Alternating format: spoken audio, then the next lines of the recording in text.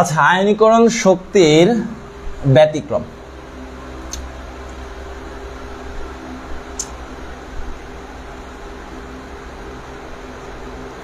আমি এখানে আয়নীকরণ শক্তির ব্যতিক্রমে একটা এক্সাম্পল দেখাইতেছি, তবে মাথায় রাখবেন আয়নীকরণ শক্তিতে যতগুলা ব্যতিক্রম দেখি তার পেছনে রিজন একটাই।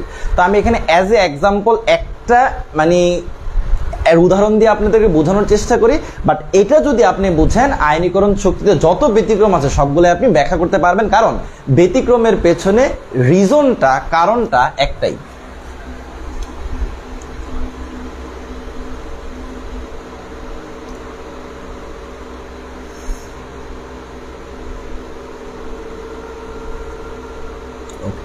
দেখেন, আমাকে যদি বলে যে নাইট্রোজেন এবং অক্সিজেনের মধ্যে আয়নীকরণ শক্তির ক্রমটা কেমন হবে, তো আমরা আয়নীকরণ শক্তির ক্রমটা পরে দেখব। আমাদেরকে আয়নীকরণ শক্তি, ইলেকট্রন শক্তি, তড়িৎচঞ্চকতা এই তিনটার যে কোনোটার ক্রম নির্ণয় করতে বলুক না কেন, আগে আমরা কোনটার ক্রম কিসের ক্রম নির্ণয় করব? পারমাণবিক আকারের ক্রম। তো আমরা যদি এই দুইটার মধ্যে পারমাণবিক আকারের ক্রমটা আগে বের করি, পারমাণবিক আকার। দেখেন, পারমাণবিক আকার আমরা ইলেকট্রন বিন্যাস দেখে খুব দ্রুতই পারমাণবিক আকার সম্পর্কে সিদ্ধান্ত নিতে পারি। আপনারা জাস্ট একটা কথা মাথায় রাখবেন, কক্ষপথ কম হলে আকার ছোট, কক্ষপথ বেশি হলে আকার বড়। আর যদি কখনো কক্ষপথ সমান হয় সেক্ষেত্রে যার পারমাণবিক সংখ্যা বেশি সেটার আকার ছোট হবে। তাহলে কক্ষপথ কম হলে আকার ছোট, কক্ষপথ বেশি হলে আকার বড়। আর যদি আপনার কখনো কক্ষপথ সমান হয় সেক্ষেত্রে যার পারমাণবিক সংখ্যা বেশি তার আকার ছোট। যেমন দেখেন, নাইট্রোজেন এবং অক্সিজেন এই দুইটার কক্ষপথ সংখ্যা সেম, তাহলে নাইট্রোজেনেও কক্ষপথ দুইটা, অক্সিজেনেও কক্ষপথ দুইটা, বাট নাইট্রোজেনের তুলনায় অক্সিজেনের পারমাণবিক সংখ্যা বেশি হয়। কি হয়? অক্সিজেনের নিউক্লিয়াসে প্রোটন বেশি থাকে, কক্ষপথে ইলেকট্রন বেশি থাকে, ফলে প্রোটন ইলেকট্রন আকর্ষণ বলটা বেশি হওয়ায় নাইট্রোজেন অপেক্ষা অক্সিজেনের আকারটা সংকুচিত হয়ে ছোট হয়ে যায়। তার মানে নাইট্রোজেন এবং অক্সিজেনের মধ্যে কার আকার বড়? নাইট্রোজেনের আকার বড়। তাহলে এখন যদি আমরা আয়নীকরণ শক্তির ক্রমটা লিখি, একটু ঠান্ডা মাথায় খেয়াল করেন।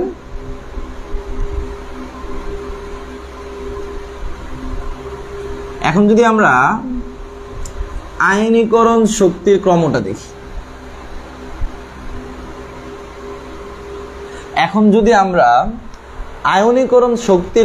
দেখি, তাহলে দেখেন আমরা এতটুকু যতটুকু বলছি যে আকার বড় মানে আয়নীকরণ শক্তি কম, তাহলে ক্রমটা এমন হওয়ার কথা, তাই না? আপনার সহজ সরল মনে তো এটাই আসবে যে আচ্ছা ঠিক আছে, নাইট্রোজেনের পারমাণবিক আকারটা বড়, তো আমি শিখছি যে সম্পর্ক ব্যস্তানুপাতিক, আকার বড় হলে আয়নীকরণ শক্তি কম হয়। তাহলে আপনার সহজ সরল মন বলবে যে নাইট্রোজেনের আকার যেহেতু বড়, তাহলে নাইট্রোজেনের আয়নীকরণ শক্তি কি হবে? কম হবে। বাট এখানে কম হয় না, এখানে ব্যতিক্রম ঘটে। আপনি এত সহজ সরল হইলে চলবে না, একটু জটিল ভাবে চিন্তা করতে হবে। তাহলে হয়টা কি, যে নাইট্রোজেনের আকার বড় হওয়া সত্ত্বেও এর আয়নীকরণ শক্তি অক্সিজেন থেকে বেশি হয়। আর কেন বেশি হয় সেই রিজনটাই আমরা দেখব। আর এই একটা রিজন জানলেই আয়নীকরণ শক্তির যত ব্যতিক্রম আছে পড়া হয়ে যাবে। তাহলে দেখেন, আমাদের বেসিক কথা হচ্ছে কি, যে আকার বড় হলে আয়নীকরণ শক্তি কম হয়। বাট এখানে একটু খেয়াল করে দেখেন, আয়নীকরণ শক্তি মানে কি? সর্বশেষ কক্ষপথ থেকে একটা ইলেকট্রন অপসারণ করতে যে শক্তিটার প্রয়োজন হয়। এখন নাইট্রোজেনের সর্বশেষ কক্ষপথ হচ্ছে দ্বিতীয় কক্ষপথ, এবং এই দ্বিতীয় কক্ষপথের টুপি থেকে কিন্তু আমরা একটা ইলেকট্রন কি করব? অপসারণ করব। এখন টুপিটা একটু ঠান্ডা মাথায় খেয়াল করে দেখেন তো, অর্ধপূর্ণ অবস্থায় আছে না? আর আমরা কি জানি, পূর্ণ এবং অর্ধপূর্ণ অরবিটাল অধিকতর স্থিতিশীল, পূর্ণ এবং অর্ধপূর্ণ অরবিটাল অধিকতর স্থিতিশীল। আর এই স্থিতিশীল কাঠামো হতে বা স্থিতিশীল অরবিটাল হতে একটা ইলেকট্রন অপসারণ করতে গেলে তুলনামূলক অধিক শক্তির প্রয়োজন পড়ে। এই স্থিতিশীল কাঠামো হতে একটা ইলেকট্রন অপসারণ করতে গেলে তুলনামূলক অধিক শক্তির প্রয়োজন পড়ে বিধায় নাইট্রোজেনের পারমাণবিক আকার বড় হওয়া সত্ত্বেও এর আয়নীকরণ শক্তিটা অক্সিজেন থেকে কি হয়ে যায়? বেশি হয়ে যায়। তাহলে আমরা সামারাইজ করতে পারি এভাবে যে আকার বড় হলে আয়নীকরণ শক্তি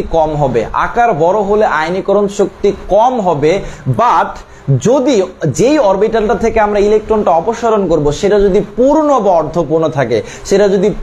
বা অর্ধপূর্ণ থাকে, সেক্ষেত্রে ব্যতিক্রম হবে, সেক্ষেত্রে আকার বড় হওয়া সত্ত্বেও আয়নীকরণ শক্তি বেশি হবে।